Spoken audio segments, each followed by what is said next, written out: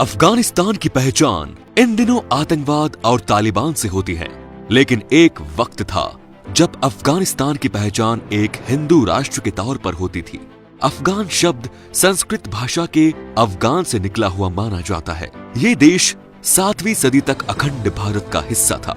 एक वक्त यहाँ बौद्ध धर्म फला फूला और अब इसकी पहचान एक इस्लामिक राष्ट्र के रूप में है, जिसके कारण इसकी राजधानी कांधार कहलाई। इसके अतिरिक्त आर्याना, कंबोज आदि इलाके इसमें सम्मिलित थे।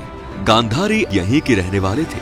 अभी भी अफगानिस्तान में बच्चों के नाम कनिष्क, आर्यन और वेद आदि रखे जाते हैं। यहाँ पहले आर्य रहा करते थे जो वैदिक धर्म को मानते थे।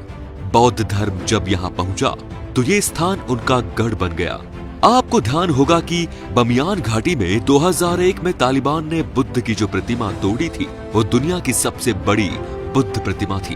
अभी भी वहां स्तूपों, मंदिरों और मूर्तियों के अवशेष मिल जाते हैं। महमूद गजनी ने अफगानिस्तान की सभ्यता को बर्बाद किया और तलवार के बल पर धर्म परिवर्तन कराया। संयुक्त राष्ट्र की संस्था यूनिसेफ के मुताबिक अफगानिस्तान की 50% जनसंख्या का विवाह 15 साल की उम्र में ही हो जाता है। अफगानिस्तान में 14 जनजातियां निवास करती हैं। इस देश में मोबाइल फोन रखना प्रतिष्ठा का प्रतीक माना जाता है।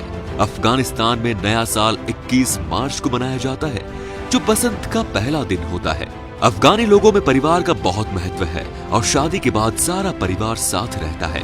ये चीज इस देश की सबसे अच्छी है। अफगान के हेरत शहर में गुरुवार रात को कविताओं का आयोजन होता है, जहां महिला, पुरुष और बच्चे इकट्ठा होते हैं।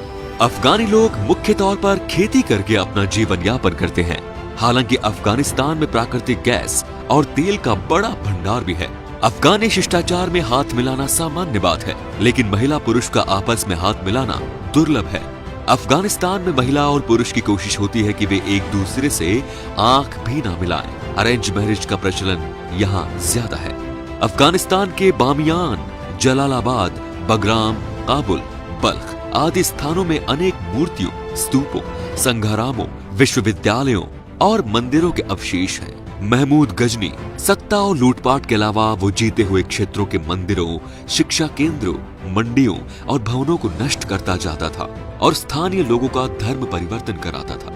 ये बात अल बेरूनी, अल उत्बी, अल मसूदी और अल मकदीसी जैसे मुस्लिम इतिहासकारों ने भी लिखी है। कभी अफगानिस्तान भी हिंदू राष्ट्र हुआ करता था, लेकिन आज वो पूरी तरह इस्लामिक बन चुका है। और ऐसा अकेला ये देश ही नहीं, ऐसे बहुत सारे देश हैं जो आज जिस तरह के हालात भारत देश में बने हुए हैं, क्या एक और टुकड़ा भारत का हो सकता है? क्या वापस पछताना पड़ेगा? आपका क्या कहना है? हमें कमेंट में जरूर बताएं और वीडियो को अधिक से अधिक शेयर करें। धन्यवाद।